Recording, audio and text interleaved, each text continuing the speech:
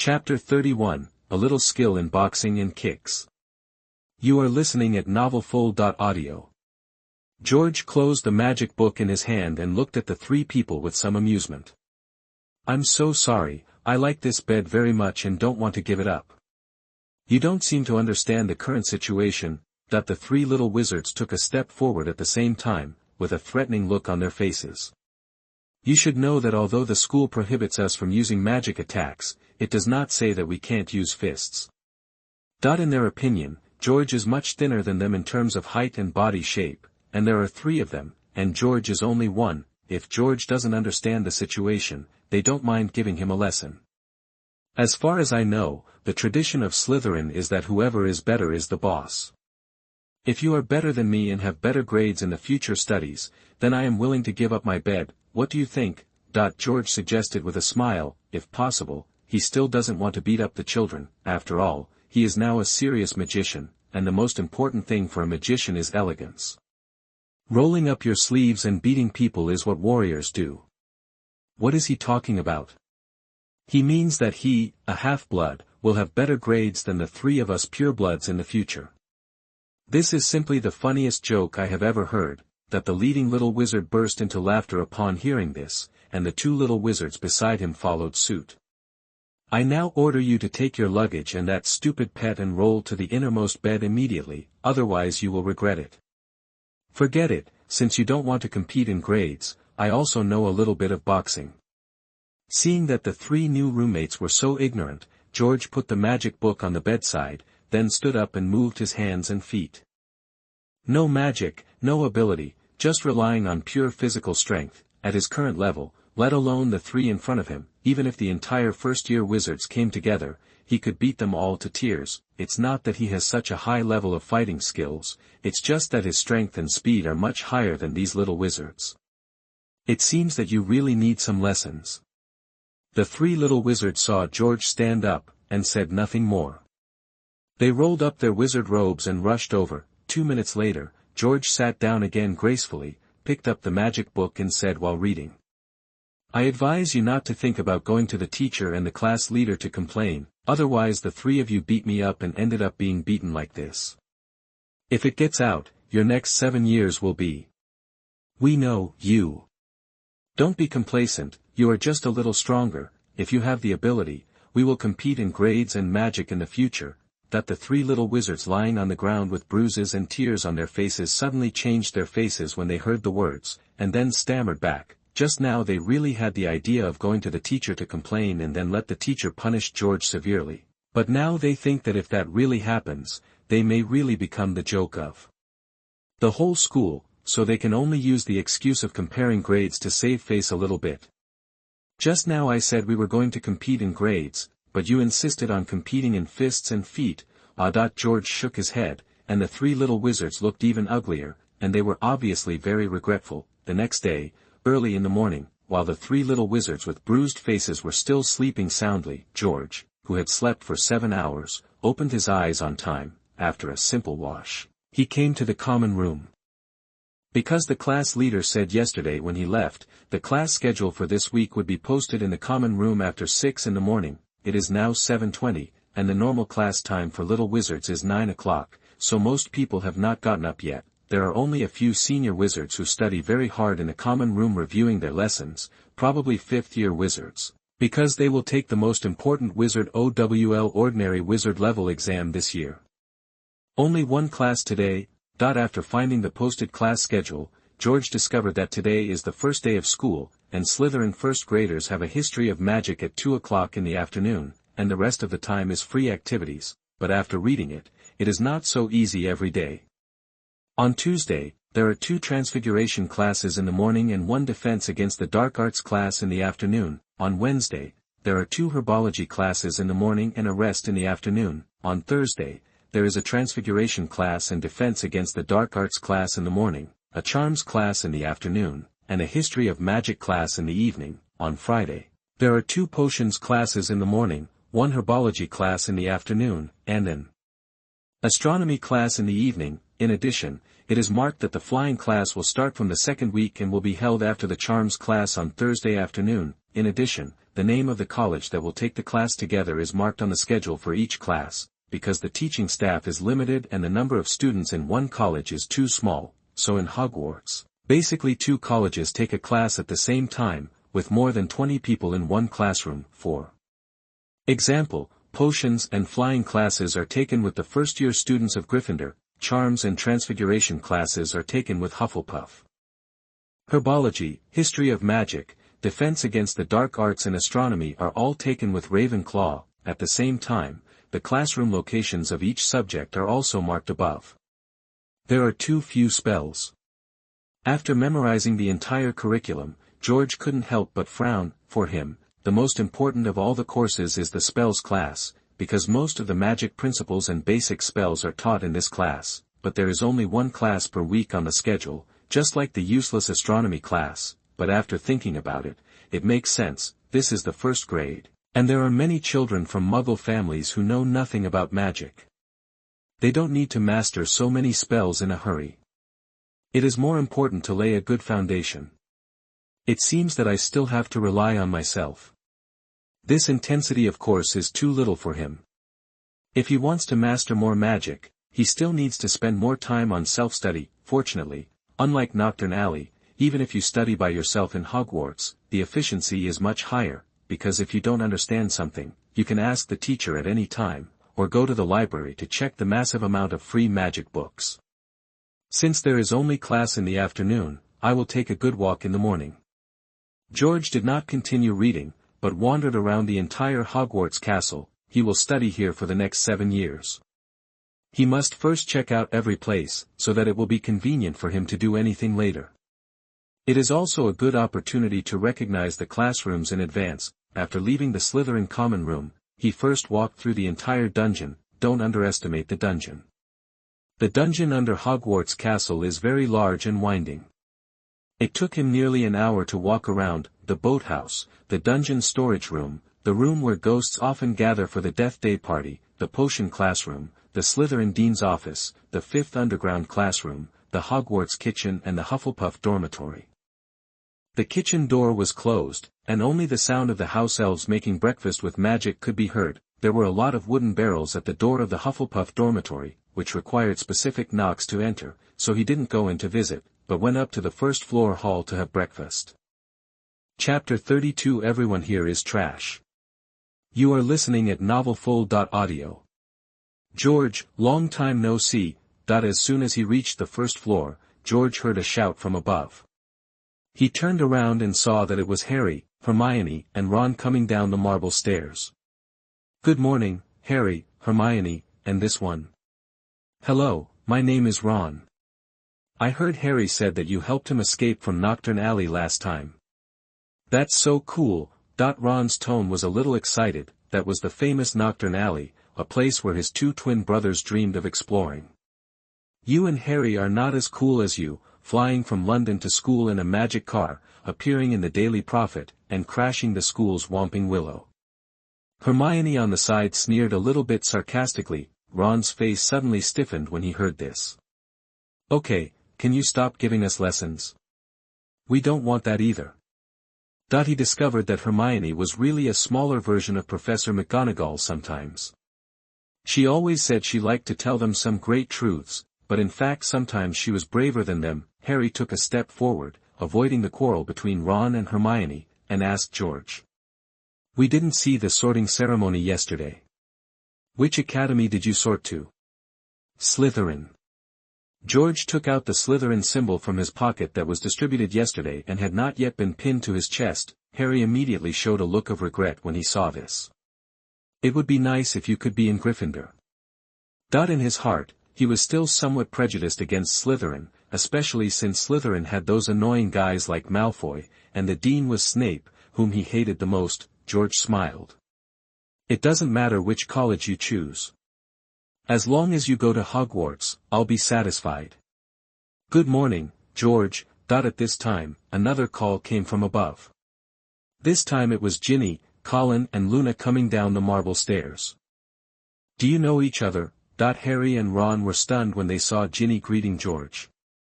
Yesterday we sat in a box on the train, and George took good care of us. When Ginny saw Harry's presence, her voice immediately became much softer and her movements became more ladylike. "Thank you for looking after Ginny." Ron, who had changed his attitude when he heard that George was assigned to Slytherin, regained his opinion of George and even expressed his gratitude. Compared to Harry, he actually had a deeper prejudice against Slytherin. Before coming to Hogwarts, he once believed that all bad wizards came from Slytherin. "Well, could you please take a photo of me and Mr. Harry Potter?" Colin handed the camera to Ron and looked at Harry with bright eyes. "My name is Colin. I want to take a photo with you and send it to my dad to prove that I saw you. He is a milkman and there is no one in our family except me." Ron took the camera helplessly. When he first met Harry, he didn't behave much better than this one, which is understandable. After taking pictures, several people walked and chatted until they arrived at the auditorium. At this time, many little wizards were already having breakfast in the Great Hall, and the 4 long tables were piled with various foods prepared by the house elves, such as pumpkin porridge, pickled herring, bread, eggs, fresh meat, etc. Different houses rarely sit together for breakfast, so George went to the Slytherin table, Luna went to the Ravenclaw table, and Harry, Ron, Hermione, Ginny and Colin went to the Glenfindow long table.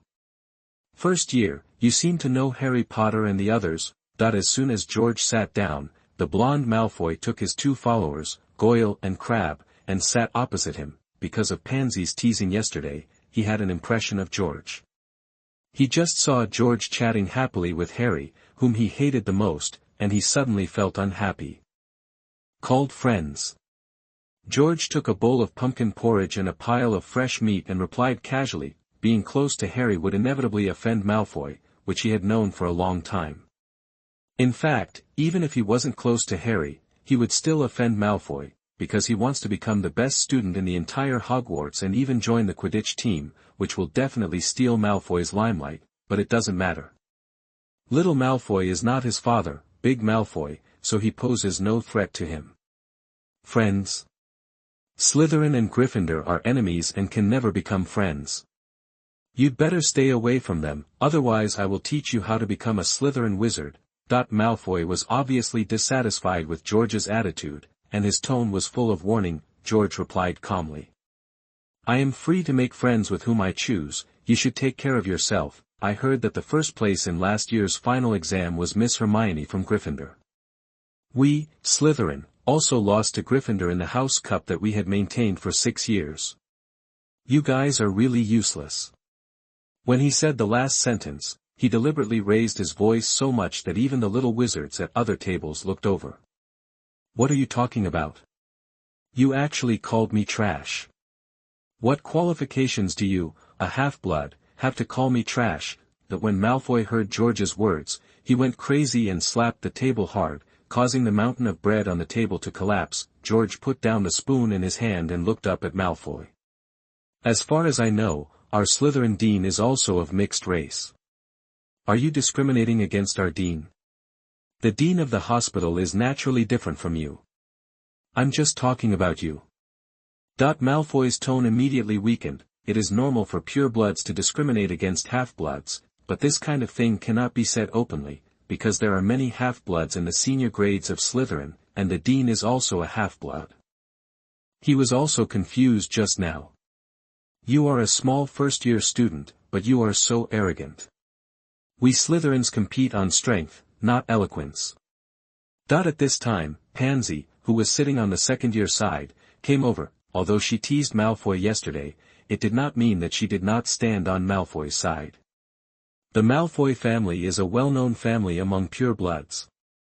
In the future, she may marry Malfoy and make her family more prosperous, so when she saw Malfoy being humiliated, she naturally came up to help. This lady is right. The excellence of our Slytherins is based on strength, so I am not targeting him. I am saying that everyone here, your entire second year, is trash.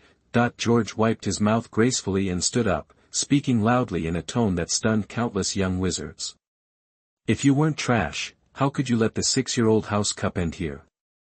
I, George, will put it here today. As long as I am here, the first place will always belong to us Slytherin, and I will win the House Cup back from Gryffindor, but I am different from you trash. I will not be hostile to students from other houses because of this healthy competition. Competition is competition, and friends are friends, whether it is Gryffindor, Ravenclaw, or Hufflepuff. I will make friends that I should make. I will use my strength to win honor for Slytherin. This is the demeanor that we Slytherins should have. Chapter 33 Hogwarts Castle. You are listening at NovelFull.audio. Putting down the tissue, and ignoring Malfoy and the others, George turned around and walked straight out of the Great Hall. Just as he was about to leave the Great Hall, thunderous applause broke out, not only from the senior wizards of Slytherin, but also from the wizards of the other 3 colleges, regardless of whether George had the ability or not. Just the words he said in the Great Hall and his courage made many young wizards admire him, because not everyone dared to say these words in public, and once they could not complete them later, it would become a complete joke. Even Malfoy did not dare to make such a boast, or it seems that no one has dared to do so since the opening of Hogwarts. Harry, to be honest, I was just impressed by his handsomeness. Although he is a Slytherin and said he wanted to steal our house cup, I didn't find him annoying. Especially, did you see Malfoy's face? Even when we won the house cup last year, he wasn't that ugly. At the Gryffindor table, Ron couldn't help but say to Harry, in terms of hating Malfoy, he actually hated him more than Harry, especially when his father and Malfoy's father had a fight in Diagon Alley before, and Harry nodded. George is different from Malfoy, but we can't lose the house cup either. Like George said, we are in healthy competition, and we work hard together. At this time, Hermione was no longer angry about Harry and Ron's dangerous behavior yesterday, and returned to her usual appearance. We will work hard. Ginny and Colin on the side looked at Harry expectantly at the same time, as if waiting for his reply. Harry encouraged helplessly. Come on. I think they can set up a Harry Potter fan club soon. Ron couldn't help but joked when he saw this. Compared to the joy on this side, Malfoy's face on the other side was gloomy and almost dripping with water.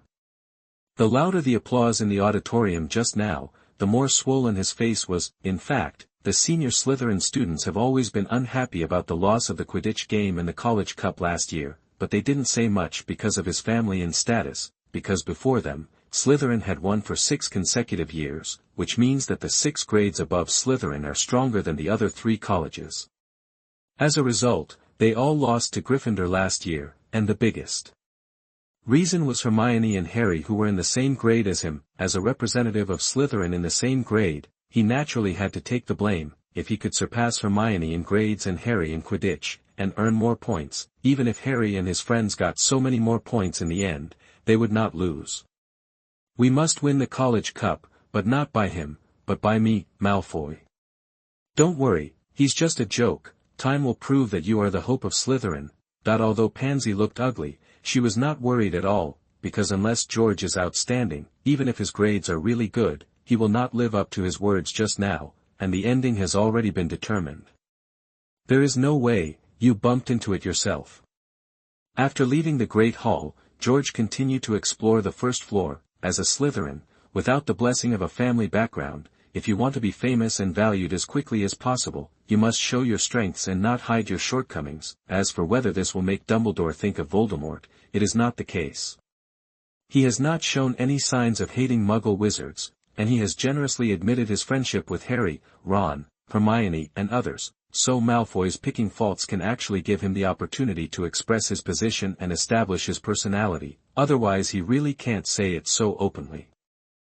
In fact, if it weren't for this, he could have ignored Malfoy's troublemaking, because the other party couldn't do anything to him anyway. In addition to the Great Hall and the waiting room for the sorting ceremony where he had been before, there are actually many rooms on the first floor. For example, the staff lounge specially prepared for the teachers of the college, the office of the administrator Filch, the Transmigration classroom and some other temporary classrooms. After visiting the first floor, he went to the second floor along the marble stairs. The second floor is mainly the history of magic classroom where he will take classes in the afternoon, the office of the Gryffindor Dean and the school infirmary. The school infirmary is managed by Poppy Pomfrey, who is good at healing magic. There is also a bathroom for girls. The most important defense against the dark arts professor's office and Moaning Myrtle's bathroom on the third floor are connected to the Slytherin Chamber of Secrets. George did not go in, but just looked at it from the outside. the fourth floor is the Charms classroom, Defense against the Dark Arts classroom, Trophy display room and Armor corridor. There were many armors that had been awakened in the Armor corridor. When he passed by, he was lucky enough to see 2 sets of armor fighting. The cause seemed to be that one set of armor sang too badly and the other set of armor could not stand it any longer. He was very interested in this kind of magic that could awaken the intelligence of dead things. If it was used in the mutant school in the future, it could also add a lot of defense to the school. There was another place on the 4th floor that was also very important, or to him, it should be the most important, that was the Hogwarts library, which was said to have tens of thousands of magic books and countless banned books that could not be bought outside. It was closed before 8 o'clock every night. The 5th floor was full of abandoned classrooms and a bathroom for both men and women. The 6th floor also has some abandoned classrooms and bathrooms for prefects. The 7th floor has some vacant offices and boys' bathrooms. The 8th floor has the office of the Ravenclaw headmaster, the entrance to the Gryffindor Tower, the entrance to the divination classroom in the North Tower, the entrance to the Ravenclaw Tower, the entrance to the West Tower, the entrance to the headmaster's office. And the room of requirement. George knew how to enter the room of requirement, but he didn't go in. In his opinion, the entire Hogwarts castle was probably under Dumbledore's surveillance, and it was hard not to be suspicious if he suddenly entered the room of requirement. The key point was that he didn't need the room of requirement now. He didn't plan to touch the Voldemort Horcrux hidden in the room of requirement for the time being. After visiting the castle, he walked around the castle again, including the greenhouse and garden dedicated to herbology, the flying broom class learning venue, and the Quidditch field. After all the inspections were completed, it was already noon. He did not go to Hagrid's hut in the Forbidden Forest, which were farther away, but returned to the Great Hall to eat. This time when he entered the Great Hall, he was obviously no longer a little transparent. Many young wizards secretly pointed at him, some admired him, some were jealous, some were disdainful, and some were full of malice waiting to see the joke. George didn't care about it. He also met Harry and others who came to eat after class. Hermione showed him the exquisite buttons she made from beetles in the Transmigration class. Ron was in a bad mood. Harry told him that it was because Ron received a yelling letter from his mother after he left in the morning. In the afternoon, George held the History of Magic textbook and started his first class at Hogwarts. Chapter 34, George the Academic Master appears. You are listening at NovelFull.audio. History of Magic is taught by Slytherins and Ravenclaws, so soon after George entered the classroom, he saw Luna wearing homemade carrot-shaped earrings. It's just that maybe because of Luna's unusual behavior and way of speaking, no Ravenclaw students in the same grade are willing to sit with her, including her roommates. Similarly, George is sitting alone because of his speech in the morning. No one wants to sit with him before he is sure whether he is good or not, lest he becomes a joke. As for his 3 roommates, the swelling on their faces has not subsided yet, and they are even less likely to sit next to him. Don't worry about other people's opinions, just be ourselves. Seeing George sitting alone, Luna stood up and sat next to him, inserted her wand behind her ear, and comforted him in a very steady voice, and George smiled and nodded. Thanks. Although he didn't need comfort, Luna's actions still deserved this thank you. Speaking of which, although Luna is 1 grade younger than Harry and the others, in terms of psychological maturity, she is sometimes more mature than some adults. She has her own ideas and beliefs, and even if others think she is crazy, she doesn't care. She didn't get angry when facing those classmates who often made jokes and pranks, and always looked calm. To be honest, George felt that at Luna's age, he would never be able to reach her level. The bell rang, and Ghost Binns, the teacher of History of Magic, walked through the blackboard wall and appeared on the podium. This is the only ghost teacher in Hogwarts. He was the History of Magic professor at Hogwarts when he was alive, because one day he stood up to go to class and accidentally left his body in an armchair in front of the fire in the staff room, thus turning into a ghost and continuing to teach the history of magic at Hogwarts. In the Middle Ages, non-magic people were particularly afraid of magic, but lacked sufficient understanding of magic. Occasionally, they caught a real witch or wizard, and burning them was of no use at all. The wizard only needs to cast the most basic fire-condensing spell, pretending to scream in pain while enjoying the numbing pleasure. Weird Gwendolyn liked the feeling of being burned so much that she deliberately disguised herself in various disguises and had her caught 47 times. There was no prelude or self-introduction. From the moment he stood on the podium, Professor Binns began to talk about the history of magic in his own breathy and droll tone, as if casting hypnotic magic. Some little wizards quickly fell asleep. After continuing to speak for half an hour, Professor Binns stopped for a moment, and then started to ask questions according to the rigid teaching rhythm. Can anyone tell me how many times Weird Wendelin was captured by Muggles? Although he asked the question, he didn't expect anyone to actually answer it. He knew very well what his class was like, so this is just a necessary part of class. If no one answers, he will continue talking until the end of get out of class. 47 times, Professor. However, just when he was about to skip this link and continue, a little wizard raised his hand and gave the answer. Very good, correct answer. Professor Binns was a little surprised, but he didn't think much about it and prepared to continue teaching. There are very few young wizards who can answer during his question session. The last time it was the Gryffindor student named Grant or Granny, but this is nothing in his thousands of years of teaching. Aren't you given any points? It seems like just answering the questions isn't enough.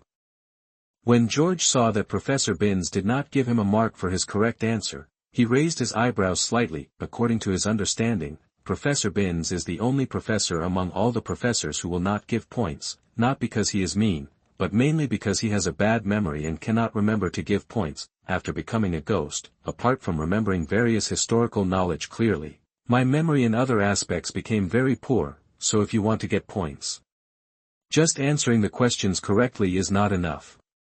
Professor, I have a question.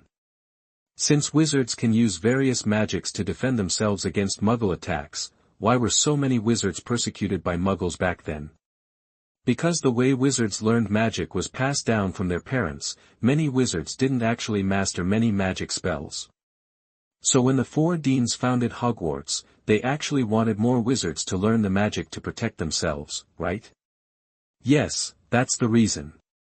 It seems you have some knowledge of the history of magic. It was only during this period that I memorized more than 40 magic books such as History of Magic, A History of Hogwarts, Important Magical Events of the 20th Century, Modern History of Magic, and Interpretation of Medieval Events. Are you sure you have memorized so many books on the history of magic? After hearing George's words, Professor Binns showed a rare expression of surprise. The other drowsy little wizards also woke up one after another, with gossipy looks on their faces. Then I want to test you. Next, Professor Binns began to ask questions about the time, location, and general content of various events from the history of magic books that George mentioned, and George answered them all fluently without making any mistakes. Your name is George, right? That's great. The school hasn't had a student as interested in the history of magic as you for a long time. Your knowledge of the history of magic exceeds that of many 5th and 6th grade students. Professor Binns' prim face showed a smile full of relief. The reason why other ghosts turned into ghosts was because of the fear of death, but he was because of his obsession with teaching the history of magic, so nothing could make him happy to see a student so gifted and interested in the history of magic. I have always felt that the history of magic is a very important and worthy subject. Studying the history of magic allows us to use the experiences of the wizards and wizards in history for our own use and enlighten our wisdom. Not only will it help us learn magic and improve spells, but it will also help us find ways to get along with wizards and muggles. The winner can see the future from history and illuminate our wisdom for moving forward. George explained his views on history in a loud voice, and the little wizards in Slytherin and Ravenclaw next to him were all stunned. Although they didn't quite understand what George said, they felt that what he said seemed very powerful, because at this time, Professor Binns' ghostly body actually started to tremble with excitement. Well said, I want to give you a reward. By the way. I can give you extra points. I forgot about it. George, you are great. I will give Slytherin 50 points. Oh, Professor Binns actually gave points to Merlin's beard. Didn't he say that he never gives points? Oh, Merlin's pants. George actually won 50 points for Slytherin in one go. It seems that what he said this morning was not a big lie. When the little wizards heard Professor Binns giving points, they immediately exploded. Chapter 35, George, the Point-Scoring Maniac. You are listening at novelfull.audio. The history of magic is over, and George is no longer alone, but surrounded by little wizards. Did you really memorize so many magic books? Yes, my memory is pretty good. I heard you're going to win the House Cup for Slytherin. That's natural. On the way back, when faced with questions from the little Slytherin wizards of the same grade, George responded with ease, always showing confidence but not arrogance, and quickly got along with them. Even the 3 roommates who had been beaten by him before looked at him with a little more admiration. This is the case with Slytherin. As long as you are a Slytherin, as long as you are good enough and can win honor and benefits for them, then they will instinctively gather around you. As a first-year student, George scored an exaggerated 50 points for Slytherin in the first period of school, which was an honor for the entire first-year class. Of course, if George wants to truly become the leader of Slytherin, this achievement alone is far from enough. But this is at least a good start, the fact that he got 50 points for Slytherin from Mr. Binns in the history of magic class was quickly known by most teachers and students in the school as the young wizard spread the word. In fact, it wouldn't be that fast normally, mainly because Professor Binns is famous for not giving points, and the enthusiasm of George's speech in the morning has not subsided, so they just collided. The advantage was that when he was sitting in the Slytherin common room reading at night, senior Slytherins would come over to say hello and get to know him from time to time. Even if Malfoy wanted to cause trouble for him, he was stopped by the prefect. The next day, both morning periods were Transfiguration classes, with the first years of Hufflepuff. As soon as George entered the classroom, he was noticed by the little wizards of Hufflepuff. Apparently they also heard about George getting 50 points for Slytherin yesterday. However, they did not make any provocation. Most of the little wizards in Hufflepuff had good personalities and were just curious. Meow. Just as the Transfiguration class was about to begin, a tabby cat walked in from the door, and then, amidst the exclamations of the young wizards, it transformed into Professor McGonagall in dark green robes. Animagus transformation. George's eyes couldn't help but gleam slightly when he saw McGonagall transforming from a cat into a human. This is a very profound transformation technique that can permanently transform into an animal. Although it cannot be a magical creature and can only be one kind, he still finds it very useful, because no matter what kind of animal it is, as long as it is not too conspicuous, it is a very good disguise. This kind of disguise is very useful whether it is used to obtain intelligence or to escape and track. Imagine that you are being hunted by a large group of agents, and are being monitored by satellites. There are countless sniper rifles in the distance.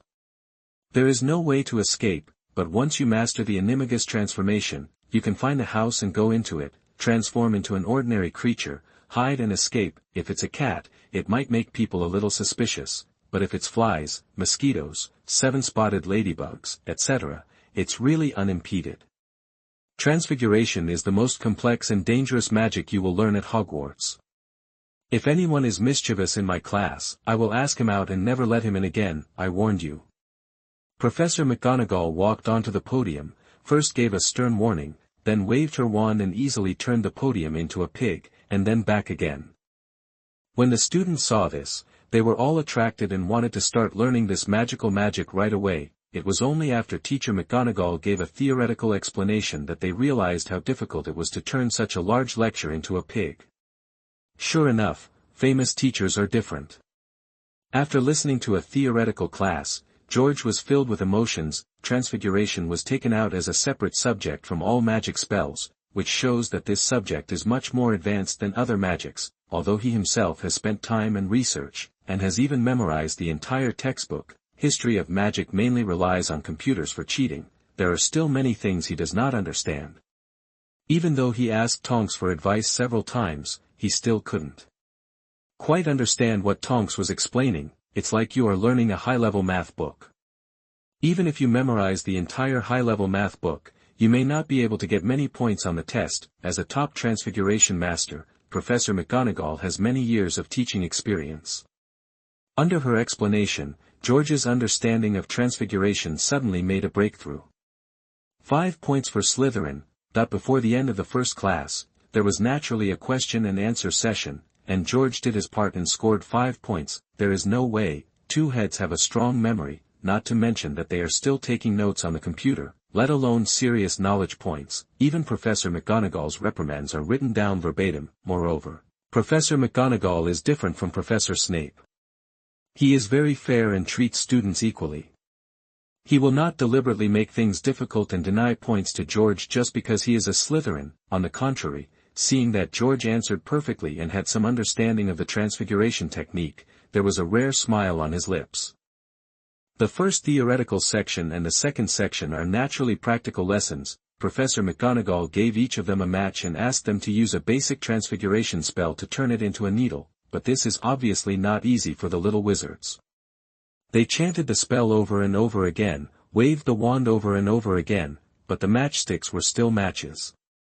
Only a few talented little wizards had some changes in their matches, but they were still a long way from turning into needles. Don't give up, practice more, think about the key points I taught you in the last class, the speed and rhythm of the spell, the angle of waving the wand, and the most important thing is your heart. You must firmly believe that you can turn it into a needle. Professor McGonagall walked back and forth in the classroom, constantly correcting some mistakes made by the little wizards in casting spells, but when she walked to George's position, she couldn't help but brighten her eyes.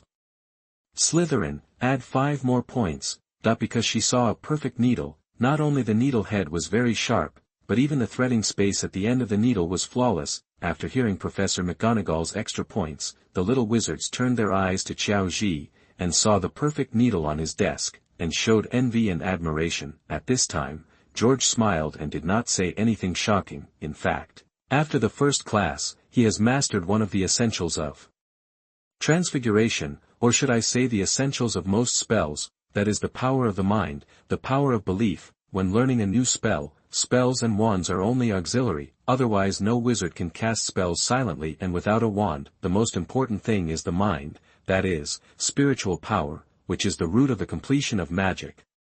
It is said that the magic in the Harry Potter world is very idealistic, and it is not without reason. He just has a great advantage in this regard, because in addition to being a wizard, he also has the mental power of a second-level mutant. So after learning the theoretical knowledge from Professor McGonagall, he successfully turned the match into a needle without a few experiments. The key is that he feels that with his mental power, it may not be just that, maybe he can't turn the podium into a pig, but something bigger, like transforming something the size of a fist, should be possible now. Chapter 36 Lockhart has 3 good qualities. You are listening at NovelFull.audio. After the transfiguration class, he did not go directly to eat. Instead, he chased Professor McGonagall and asked questions about transfiguration for a full hour before leaving with unfinished content. You must know that every professor has to teach several grades and is very busy. If he doesn't find the right time to ask more questions, he may not be able to find it. Afternoon, Defense Against the Dark Arts class. Gilderoy Lockhart, wearing a lavender robe, walked into the classroom coquettishly and stood on the podium. I, Gilderoy Lockhart, Order of Merlin 3rd Class, honorary member of the Defense League Against the Dark Arts, 5-time winner of Wizarding Weekly's Most Charming Smile Award, but I don't talk about that. I'm not use your smile to drive away all the female ghosts. That what he thought was a humorous opening statement made the boys in the classroom look at each other a little bit, but the girls liked it very much and clapped their hands excitedly. This guy looks pretty good. Looking at the wizard above who had obtained a series of honors through deception, George had to admit that the reason why he became popular in the wizarding world and was sought after by witches of different ages was not just because of his good writing. What's more important is his handsome appearance and shameless character. But even though this guy doesn't have much real material, he still has a lot of uses for him. Anyway, he concluded that Lockhart had 3 good qualities. First, the credits are good. As long as you meet his appetite, unlike other professors who worry as much, the credits will be given easily. Second, he has good rights. Only professors can issue notes asking students to go to the restricted book area to get books. If they build a good relationship, they can get notes from Lockhart to go to the restricted book area. Third, the forgetting curse is good. This guy's other spells are a mess, but he is as good as a top wizard in the forgetting curse. If he can learn the forgetting curse from Lockhart, it will be of great help to him in the Marvel world. So he didn't intend to mess up this class. I see you all bought my complete set, which is great. Then let's take a little test today. Don't be afraid, just see how well you read and how much you understand. After Lockhart introduced himself, he took out a stack of papers and distributed them to the young wizards in the classroom one by one. I'll give you 30 minutes, now, start.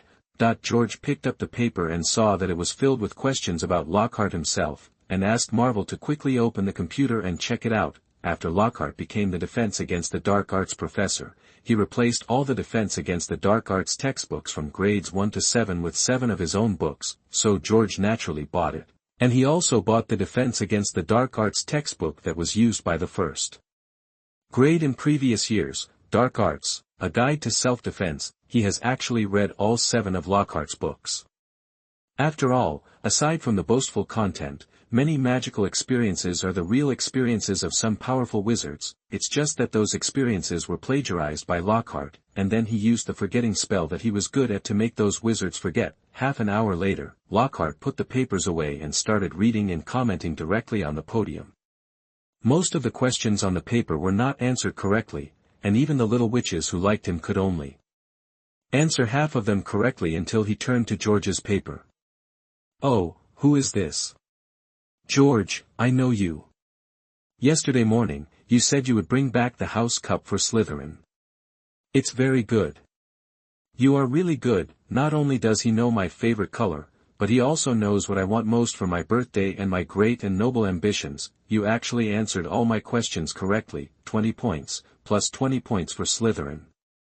While marking George's paper, the smile on Lockhart's face never faded. In the Defense Against the Dark Arts class he had taken these past 2 days, except for a second-year Gryffindor girl named Hermione, who got most of the answers correct. Few of the others got more than half, but now, there is actually a student who answered all the questions correctly. He is also a famous Slytherin freshman in the past 2 days. How can this not make his vanity burst? "Professor, I think your book contains a lot of magical experiences worth studying in depth, so I have read it many times and it has been deeply imprinted in my mind." George raised his hand and said, and this sentence obviously won Lockhart's heart. He came to George with great satisfaction and laughed. "Don't worry, as long as you work hard, with your magic talent that is almost close to mine, you will definitely be as successful as me one day in the future. I am very optimistic about you. Even if I succeed, I have to thank the professor for his guidance. I have always been a grateful person." A meaningful smile appeared on George's face, and Lockhart's eyes suddenly lit up, and the look he looked at George became more and more kind. "Okay, let's start reading my book Walking with Ghouls. This book has a lot of introductions about ghouls. I will ask random questions and give points for correct answers."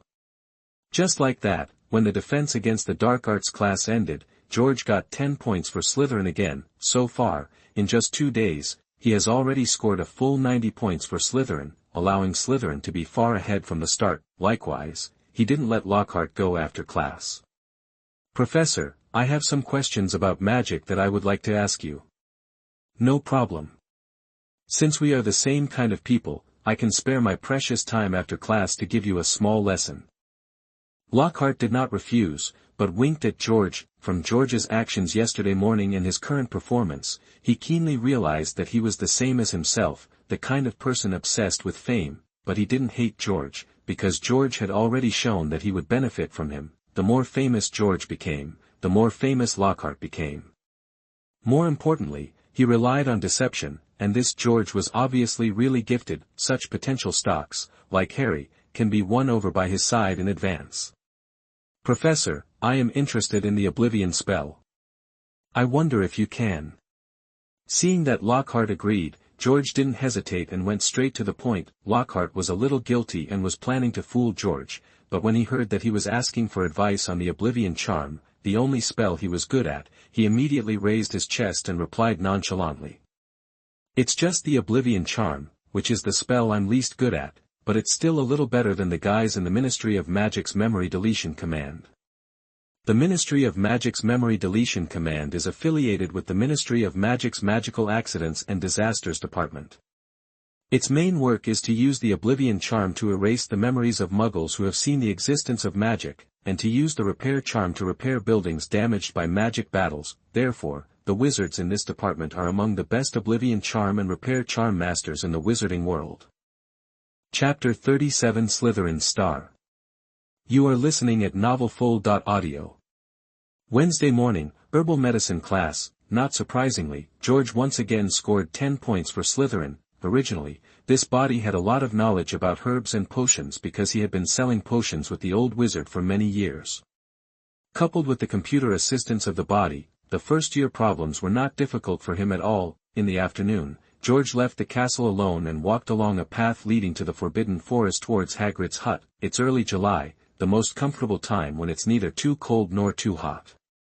The path outside the castle is filled with all kinds of wild flowers, and the green grass stretches all the way to the Black Lake. If you walk a few more steps along the grass toward the Black Lake, you may find a few couples of senior wizards in love on the slopes. Foreign children are already precocious, and Hogwarts wizards are even precocious. Many of them start falling in love in the 2nd and 3rd grade. Those like Ron and Harry, who only start to blossom in 4 or 5 years, are in the minority. Without disturbing the little mandarin ducks, they walked all the way through the Quidditch pitch and across a long stone bridge. Finally, at the edge of an endless forest, he saw a wooden house that was enlarged 2 or 3 times, and large pumpkins planted in front of the wooden house.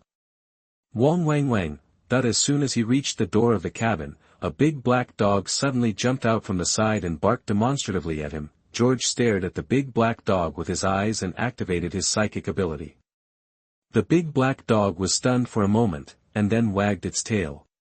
Yeah, stop. At this time, the door of the wooden house was pushed open, and Hagrid revealed his huge body. It's you, little boss, welcome here. I just made some rock biscuits. You can eat some with this kid. That would be an honor. There was a surprised look on George's face. He didn't expect that apart from him, Hagrid would have other guests here today. Ginny, why are you here? Don't you have classes in the afternoon? Entering the cabin, he saw Ginny sitting on a stool taller than him. As far as he knew, Gryffindor only had Friday afternoon off from classes, and today was Wednesday. George, you're right, I'm going to get ready for class. Ginny jumped down from the stool in a panic and hurriedly ran out of the cabin. Hagrid put the rock cake he had just made on the table and said with a smile. The little girl wanted to ask me when Harry would usually come over, but you scared me away. Then you can solve her problem together. Well, the rock biscuits smell so good. It's a pity that I just finished lunch in the auditorium before coming here. It's such a pity. George touched his bulging belly and pushed back the rock cake in front of him with regret on his face. Hagrid's rock biscuits were made to fit his own teeth. They were so hard they could be used as bricks, and he didn't want to knock out his teeth. Seeing that George's belly was indeed quite round, and he had obviously eaten a lot of food, Hagrid also showed a regretful look. He picked up the rock cake and finished it in 3 or 2 bites. Wait for next time. Be sure to save your stomach next time you come over. Hagrid, I am very interested in magical animals and have read some books on this subject. I have a few questions to ask you. George twitched his mouth, and then stated the purpose of this visit. He can use his psychic abilities to communicate with magical animals, which does not mean that he can definitely tame magical animals for his own use, but it just has a greater advantage than ordinary wizards. Just like the magical zoologist Newt Scamander, it is said that he is also born with the ability to communicate with magical animals. But Newt was able to conquer so many powerful magical animals, mainly because he knew enough about the habits of magical animals and could prescribe the right medicine. It's great that you are interested in magical animals. I can tell you everything I know. Hagrid has a simple character. When he heard that George had the same interests as him, he immediately started talking non-stop. George was listening here, and the main body was taking notes simultaneously on the other side. On the one hand, learning about magical animals is to tame powerful magical animals for one's own use, and on the other hand, it also values the resources of the Forbidden Forest. Many precious magical animals are full of treasures and are essential materials for making magic items and potions.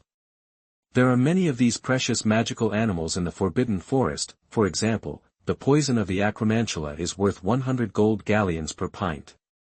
There are at least 100 acromantulas in the Forbidden Forest. When it comes to making money, the potion master, who claims to be the most profitable, actually doesn't make as much money as the master of magical beasts. It's just that most masters of magical animals love and care for magical animals and do not deliberately use magical animals to make money. Moreover, it is not easy to become a master of magical animals. Without certain strength, it is easy to be eaten by magical animals. Newt was born with the ability to communicate with magical animals, and Hagrid was half giant. In fact, it's not just about money, because sometimes you can get things that you can't buy with money, but you can get them with rare magical animals. It also symbolizes an important exchange resource. On Thursday, there is Transfiguration and Defense against the Dark Arts in the morning, Charms in the afternoon, and a History of Magic class in the evening. George scored another 40 extra points for Slytherin, making Slytherin's score unparalleled, far behind the other 3 houses, and proved with his strength that what he said that morning was not a big lie.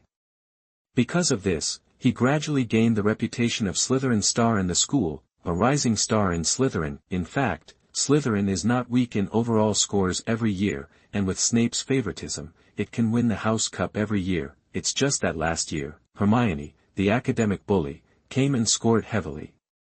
Even with Harry and Ron dragging down and Snape deducting points, the gap was not too big in the end, allowing Dumbledore to successfully counterattack with the Philosopher's Stone incident, and this year, George was able to score better than Hermione, not only in other subjects, but also in History of Magic, without Snape's deduction. Even if Dumbledore was partial to him, a difference of 100 or 200 points was acceptable, but it would be difficult to make up for a difference of several hundred points. The Dean of Slytherin, Professor Snape, had the same idea as him. Does anyone know what ingredients are needed for the potion to treat boils? George, can you answer it? In the potions class on Friday morning, when George stood up to answer the question for the 5th time, he felt a little embarrassed. It's narcissus root powder, aconitum naviculatum and porcupine quills, Professor. It seems that not everyone is stupid. 5 points for Slytherin. Snape glanced at the whole classroom. Except for George, all the other little wizards lowered their heads. Next, let's try to make this potion. I hope you can be less stupid. While making the potion step by step according to the steps, George couldn't help but sigh that Snape was indeed completely different from Professor McGonagall. In fact, the questions Snape asked just now were a little beyond the scope. Except for George, who could look up the herbal and magic potion textbooks at any time, it was difficult for other little wizards to answer them. You say he is partial, and it is true that only George can raise his hand to answer. If you get serious, even Dumbledore can't say anything, but George is sure that Snape just wants him to brush up his score, otherwise he wouldn't ask 5 questions in one class. Next time he makes the potion, he will probably give him points. Sure enough, when he made the potion first, Snape came to his side like a big bat. An excellent potion. 5 points for Slytherin. Chapter 38, Selecting an Agent.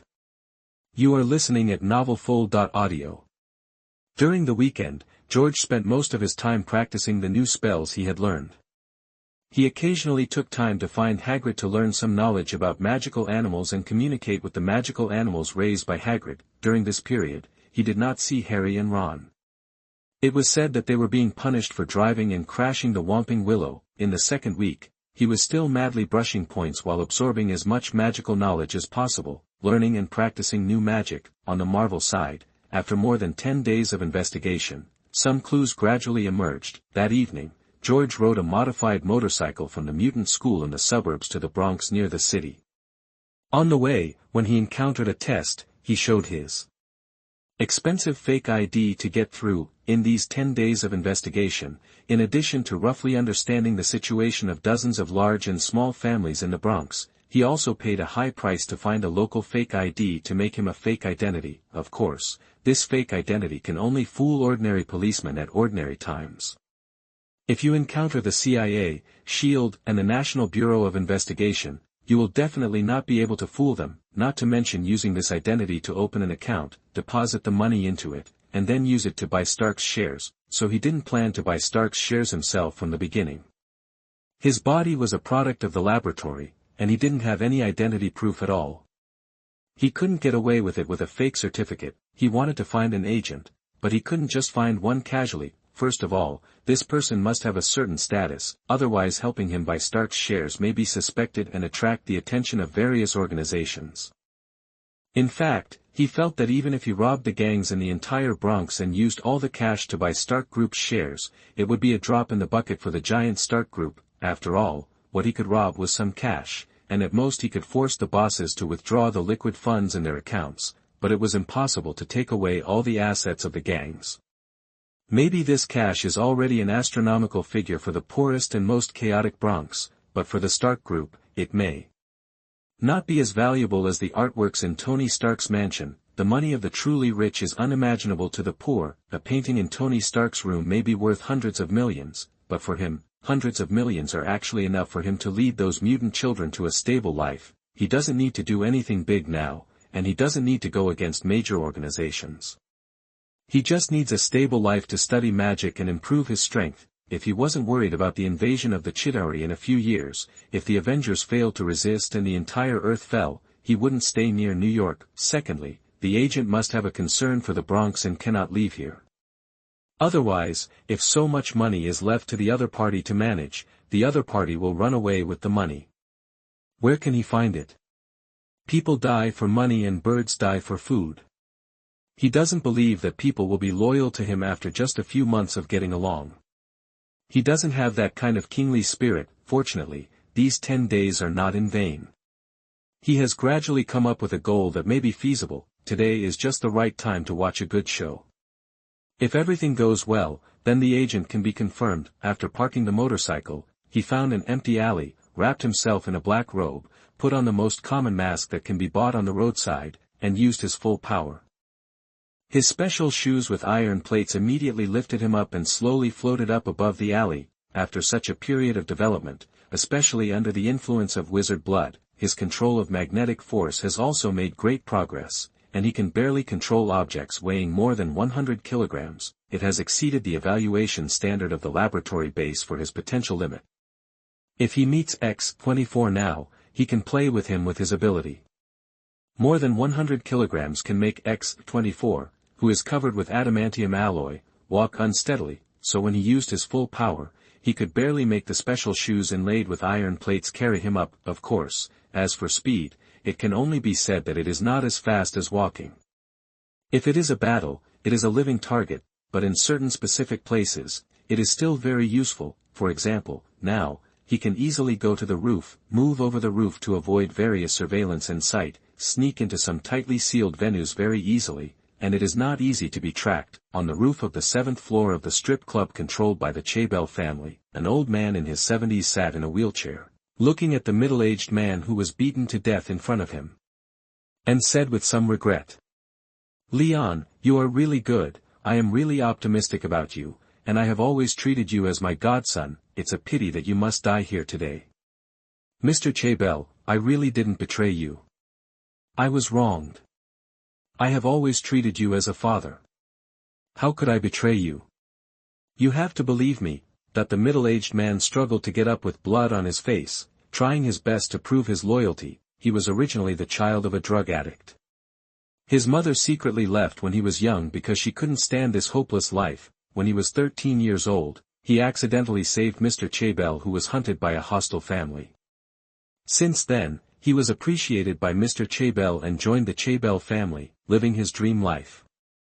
For 30 years, he relied on his intelligence and wisdom to help the Chabel family develop from a small family to one of the 13 families in the Bronx. However, he was executed as the mastermind who wanted to seize the dominance of the Chabel family for just one assassination, which was really unacceptable. He has a beautiful and loving wife, many brothers who have been through life and death with him, and a lovely newborn daughter.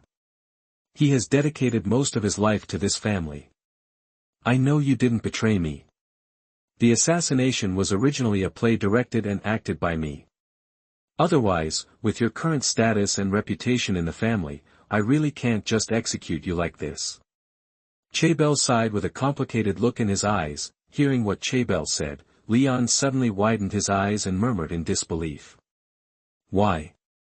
Why did you do this? I had no choice. I'm old. The doctor said that with my wounded body, I only have 2 years to live at most. but my son has just turned 20 and has just taken over the family affairs. His ability and reputation are not mature yet. Chabel coughed and looked at Leon with some sadness. He was not without feelings for Leon, but no matter how capable Leon was and how mediocre his son was, he would never let Leon replace his son. You are worried that I will replace the young master in the future, but you should understand my loyalty to you. I would never do that. Leon sat on the ground, as if all his strength was drained. Chabel pushed the wheelchair forward and shook his head. Leon, I believe in your character, but not your subordinates. Sometimes, you can't sit in my position if you don't want to. Your subordinates will push you to sit up. Chapter 39 Codename, Death. You are listening at NovelFull.audio. My last request is that for the sake of the many things I have done for the family, please spare the lives of my wife and daughter so that my brothers can continue to serve the family.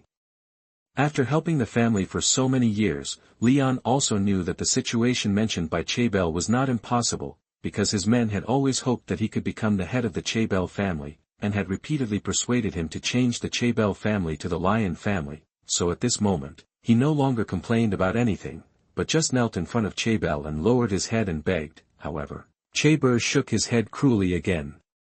Leon, I once heard a sentence from a Chinese guy I killed, and I always thought this sentence made sense. It's called, cutting weeds without eradicating the roots, they grow again when the spring breeze blows. If my son wants to successfully inherit the industry that I have worked hard for, there must be no potential threat. You have to understand a father's good intentions. I'm going to kill you. Leon used all his strength and suddenly jumped toward Sebel. He was kicked away by the strong man next to Sebel just in the middle of the lunge. If he was not so weak normally, now he was already covered in wounds. Leon, stop struggling, go in peace. I will personally take people to deal with your wife and daughter. Maybe you and them will meet again in heaven. Oh no, people like us will definitely go to hell after death, so we may not be able to meet again. The strong man stepped forward and trampled Leon under his feet, pulled out a pistol and pointed it at his head with a grin on his face. Leon lay on the ground and roared angrily. Chabel, I really regret not listening to my brothers. If there really is a hell, I will definitely climb out of it and take you and your son down with me. If there are demons in hell, I am willing to use my soul in exchange to break out of hell and take revenge. It's a pity that there is no hell or demon in this world, otherwise I would have died countless times. After all, my hands are stained with so much blood. The reality is so cruel. Only people like me can enjoy glory and wealth, and my children will inherit my glory and wealth. Chabel didn't care at all about Leon's curse. He had heard too many such words. However, at this moment, an interesting voice suddenly came from above the water tank on the roof. I'm not a devil, and I don't want your soul, but if you are willing to cooperate with me, then I am willing to fulfill your wish. Everyone turned to look at the top of the water tank. At some point, a mysterious man wearing a death mask and a robe stood there. Where did this guy come from? Kill him. Chabel narrowed his eyes and immediately ordered. The dozen or so men guarding him immediately drew out their pistols skillfully and pointed them at the mysterious man, preparing to kill him on the spot. However, at the moment when they were aiming, their pistols suddenly separated from their hands, as if controlled by an invisible force, floating in the air between their eyebrows, and the bullets were automatically loaded. I advise you not to move, otherwise I cannot guarantee that the gun will go off. George walked down from the top of the water tank step by step as if stepping on air, and then came to Leon who was lying on the ground unable to get up, and looked at him condescendingly. Your answer?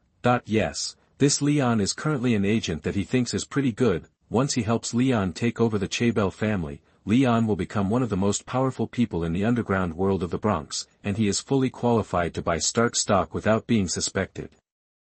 And if he cleans up the other 12 families, Lion can also annex them openly. When Lion has such a large territory, he will not be able to run away with his wife and daughter, and they can cooperate for a long time. In the later stage, he helped to find out the information, and it also helped a lot in dealing with the pursuit of Yackel's company. He had always felt that what Professor X had done was unwise. Why did he separate the mutants from humans and give them a new name? This is not to make the entire human race uncomfortable. Anyway, the term mutants has been forgotten by humans now, so forget it completely. They are humans with some special abilities. Naturally, they can also cooperate with humans to deal with those evil scientists and terrorists. Leon looked at the incredible scene on the top of the building and was stunned for 2 seconds, then replied with firm eyes. As long as you can save my family and brothers, then my life is yours. I don't want your life, I just need you to do something for me in the future. George snapped his fingers, and all the suspended pistols fired at the same time. Shelby's men fell to the rooftop without any resistance. Sir, whatever you need to do, I can do it for you. You don't need to cooperate with a loser. Chabel, the only survivor, saw that all his men were killed, and he suddenly broke out in a cold sweat while sitting in his wheelchair. He tries to convince George to let him go, however, George smiled and shook his head. No, you're too old. Letting someone like Chabel serve as an agent may be useless in 2 or 3 years. It would be too troublesome to find someone again by then, and his character is not as guaranteed as Lion's. Leave it to you to solve it yourself. The thin blade flew out of George's pocket and easily cut the rope binding Leon's hands. Leon stood up, picked up the pistol of the fallen man, came to Chebier, and shot him away without saying a word of mercy. Thank you, what should I call you? Looking at Chabel lying in a pool of blood, Leon was silent for 5 seconds, then turned around and thanked George sincerely. If it weren't for George's help, he would have died today, and his wife, daughter, and those brothers who had been through life and death together would definitely not have survived, so his thanks were also from the heart. No need to thank me, I saved you for my own purpose. We are in a cooperative relationship, you can call me by my code name, Death. George touched the mask on his face and waved his hand. Farmers and snakes, repaying kindness with hatred, this kind of thing is not uncommon. He doesn't think that if he saves the other party once, the other party will be loyal to him wholeheartedly. Besides, the other party's growth environment and experience are not likely to be good people. What do you need me to do? Leon is a smart man, he understands what George wants to express. In fact, George's magical method just now, and this outfit that hides his identity, he is not without doubts in his heart. Not now, I will come to you when I need you. George pointed to the iron gate at the rooftop entrance. Your boss's people should react soon, we have to leave here first.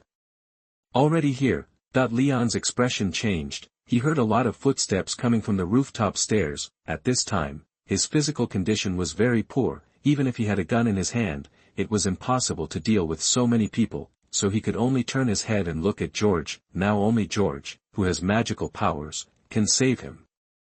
Chapter 40 George's Trump Card. You are listening at NovelFull.audio.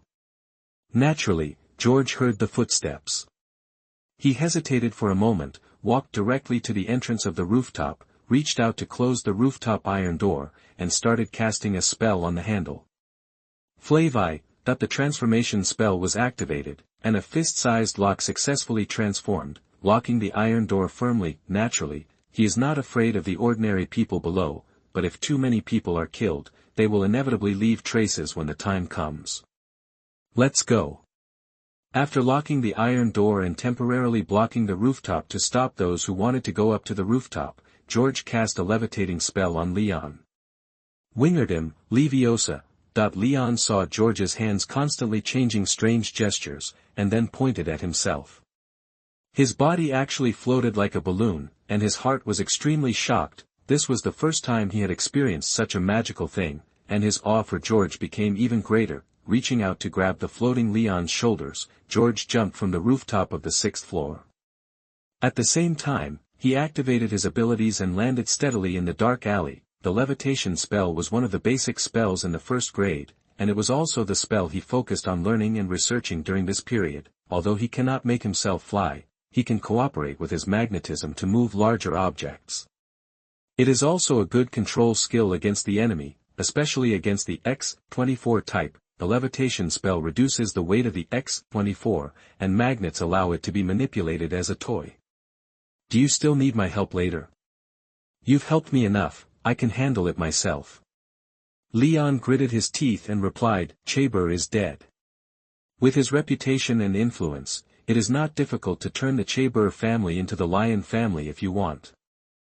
As for Chebel's son, he is just a loser who only knows how to eat, drink and have fun, mainly. He doesn't want to owe this mysterious person any more favors, because he knows that these have to be repaid, and until now, he still doesn't know what the other party wants him to do.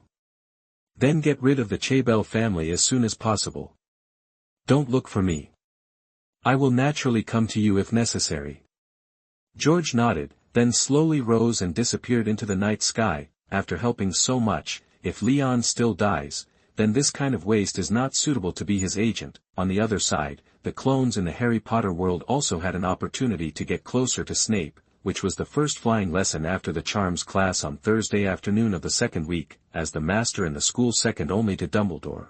Snape's self-created Divine Edge Shadowless Curse can be called the magic version of the six-medium sword. Once hit by the Divine Edge Shadowless Curse, it cannot be cured by normal healing magic because of the cursed nature of black magic. He was the professor who he felt most needed to have a good relationship with, especially since he was in Slytherin house, so in addition to usually scoring points for Slytherin to win the Academy Cup, helping the Slytherin Quidditch team win is also one of the things he has to do. Quidditch, as Wizard's favorite sport, can also help him improve his reputation among students. The only drawback might be that it would waste his time learning spells, but after thinking about it carefully, he felt that it was not a waste.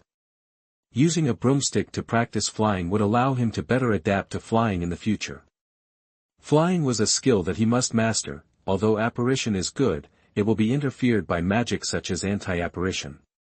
Under special circumstances, flying is more convenient. As for why he is so confident in his Quidditch skills, he had never touched a flying broomstick before, so he was not sure whether this body had any talent in this area, but it doesn't matter. His physical strength already has certain advantages, and more importantly, he has a trump card that he has prepared long ago. First-year Slytherins take flying lessons with Gryffindor, at 3:30 in the afternoon. The young wizards from the two colleges had already gathered on the lawn outside the castle, among them, those children born into wizard families were excitedly talking about their thrilling experiences riding broomsticks. Most of them are just bragging stories, about competing in speed with an eagle, flying across the sea to France, almost hitting a muggle plane, etc. George, I'm not as good as you in other subjects, but I won't let you score any more points in flying class. That at this time, Ginny walked up to George with Colin, patting her chest with confidence on her face. George smiled when he saw this. I've never ridden a broomstick before, so I'm afraid I won't get any points. Regarding broomsticks, Ginny definitely has a talent that is no less than Harry's. Moreover, when she was 6 years old, Ginny broke into the broom shed at home while her brothers were not paying attention and secretly rode their broomsticks. She had never been discovered. However, I am afraid that Ginny will be disappointed this time. Okay, kids, stand in 2 rows now and I'll hand out broomsticks to you. At this time, Miss Huichi, the teacher in charge of flying lessons, came over dragging more than 20 old broomsticks. It's so broken. After getting his own broomstick and looking at some branches poking out in random directions, George couldn't help but raise his eyebrows. The history of these broomsticks can be traced back to the Sidesweep series decades ago, and their speed and performance are far inferior to today's Nimbus series. Put your brooms on the ground first, and then learn from me the spell to control them. Remember, the key lies in your beliefs. Don't be afraid. The less confident you are, the less they will respond to you. Ms. Hooch first spent half an hour instructing the young wizards on how to correctly use the spells and techniques of the flying broom, and then entered the practical stage. Now, stretch out your right hand, place it on the broom handle, and start chanting the spell. The young wizard did as he was told. For those young wizards who had experience using flying brooms, the brooms flew into their hands immediately, and for those young wizards who saw flying brooms for the first time, there were all kinds of problems. Some flying brooms rolled on the ground and couldn't get up, and some staggered in the air and fell down. What's worse, some just lay there motionless. Obviously they didn't chant the spell correctly. It doesn't seem to be very difficult. George stretched out his hand, and the flying broom appeared in his hand instantly, which surprised him a little. He guessed that it was probably not because of the high talent of this body itself, but because his mental ability greatly improved his mental strength, giving him a certain advantage in this regard. In fact, not only the flying broom, but also because of his strong mental power when learning other magic. He was also very efficient. sometimes he couldn't help thinking that his secondary psychic ability already had such a good bonus. If Professor X had wizard blood, how terrible would the efficiency of learning magic be? Then think about it, if it was Phoenix Lady Jean, it didn't seem necessary, because her Phoenix Force was one of the most terrifying powers. Okay, next, let's try to fly. When I whistle, you kick your legs and leave the ground. Push hard. Seeing that everyone had grabbed the flying broom in their hands after a try, Ms. Hooch entered the last stage of teaching. At this time, George also controlled a hair-thin wire to come out of his sleeve and entangled it on the flying broom.